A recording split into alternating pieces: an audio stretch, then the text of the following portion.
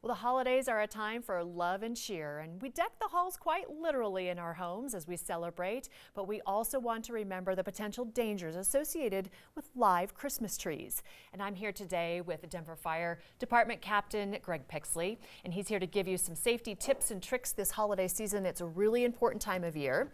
I do want to mention that, of course, I have to say, Columbine alumni, we're both proud rebels, and so it's great to have you on the show. I tell you, Jackie, thank you very much for having me back. I love being on Colorado and Company. It's a lot of fun being here, so thank you. You're very welcome. Now, I have to tell you, fire safety is not the sexiest of subjects for people, but it's very important. Yeah. We're getting into a time of year where people are really cherishing the time they have together with their families, and you know, we're spending a little bit of money on those gifts under the trees, and it's important for us not to have some type of issue in terms of a fire event in a house. Oh, yeah, you're absolutely right. You know, and so a lot of people like the live tree, and putting a live tree in your home is great, and it smells wonderful, and it looks beautiful, but there are some risks in doing live trees. Truthfully, there's risks just about everywhere, and if we're smart about the things that we do, we can really ensure a greater degree of safety on our home. Okay.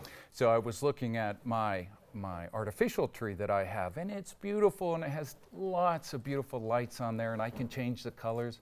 But I was looking at some of the decorations I have, and they're 20, 30 years old that my kids made when they were in preschool. Yeah. And they have carbon paper, or they have paper on there, and you know, some very flammable things. So in addition to our real trees and our artificial trees, we want to be very careful. Okay. Now, the best thing that we can do is to remove the tree or to keep the tree away from any type of heat source. So if you can keep the tree about 3 feet away, that's what they recommend. 3 feet away from a heat source like a fireplace or anywhere else that could create an issue. And if we think proactively about that, then we're in a better place that we can reduce the chances of fires having some type of event in our home. Sure. So one thing I see on the movies all the time, they put Christmas trees right next to the fireplace, and we know that the fireplace sometimes, if you have real fire, they might have some sparks or some embers that sometimes pop. We want to be careful of that. I also have had a dog in my life and love those ornaments. So even though we might place the fire or the tree away from the fireplace, you might have some critters in your house, some animals, some cats that might like some things that could really create some issues. So if we think proactively, if we think about the things that we can do to reduce the chances of any type of situation with our candles or with our fireplaces, we're in a better position to ensure that we have a happy and a very safe Christmas. Well, and you brought up some really good points, and fireplace or a space heater being those heat sources that can, especially as those branches start to dry out a little bit, and any embers from a heat source like a fireplace can jump out of there and hit one of those dry. Exactly. Now, I like to tell people, Jackie, you can water your real tree every day. But if you don't, then the Denver Fire Department might come water it for you. So we have to be careful, and we don't want that. And if people are realistic about understanding that these are natural and real Christmas trees, and they need to have the water.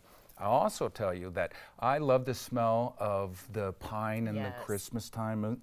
But have you ever purchased garland or put a wreath in your house? Yeah. Sometimes we forget to moisten those and to put to give a little bit of water on those as well, to give them the luster and the fragrance that we love this holiday season. So it's important to think it's not just the Christmas trees. It could be that garland. It could be that that place setting you have in the center of your dining room table that might have a candle next to it. Oh, another good point. Right. And boy, sometimes you forget to blow those candles out after the dinner, and before you know it, it's dripping onto those areas. Real quickly, let's talk about disposing of these live plants. So I have a great suggestion. For those that live in Denver, we have what we call the Tree Cycle program. So Tree Cycle, starting January 6th, for about 2 weeks, Denver Public Works will come. If you set your tree out during your trash day, they'll come and they'll remove the tree. And the best part about it is they'll take that live Christmas tree and they'll chip it down, and they'll use that in a very nice setting, either in one of the Denver public parks in terms of wood chips, or they might compost it, but it'll go to a good process, and it relieves those people that have these live trees of trying to do something with them when the holiday season is over. So true. Great, great tips. And thank you so much. I look forward to seeing you more often. Yes, well, thank you, Jackie. All I right, appreciate time being here. Of course. Great tips from the Denver Fire Department. The Denver Fire Department wants to keep you and your loved ones safe this holiday season. So for more tips and tricks on being safe this season, head to denvergov.gov and search for the Fire Department. Happy and safe holidays, everyone, and that's .org. All right, we'll be right back with more Coco right after the break.